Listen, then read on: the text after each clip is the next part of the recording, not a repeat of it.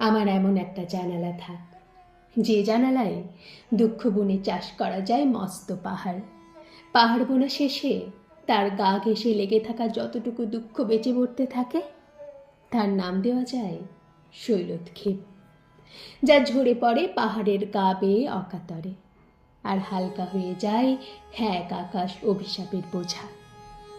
আমার এমন একটা জানালা থাক, যে জানালার গা বেয়ে ওঠে শ্যাওলা, শ্যামাঙ্গিনীর কালো বুকে যেভাবে ওঠে যৌবনের স্বপ্ন, আর শতাব্দীর আঙুলের শীতকারে জ্বলে পুড়ে খাক হয় তার চোখ ভরা অভিমান। আমি চাই আমার এমন একটা জানালা থাক, যার ভাঙাচোরা পাল্লাটাকে কখনো ছুঁতে পারবে না বিদ্বেষ, বিক্ষোভ, আগুন, যার শ্বাসনালী জুড়ে উঠে আসবে না কোনো অনুকরণের না বিশ্বাস, যে কেবল নিজের মতো করে বেঁচে থাকবে।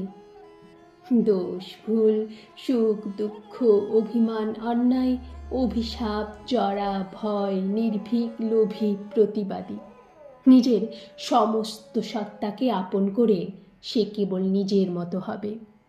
এই অনুকরণের পৃথিবীতে যে খুব ক্ষুদ্র, সাধারণ কিংবা সাদামাটা হয়েও জোর গলায় বলতে পারবে স্বাতন্ত্র্যতাই মনুষ্যত্বের জয়, অন্য কারোর অনুকরণের চেয়ে নিজস্বতা ঢের ভালো।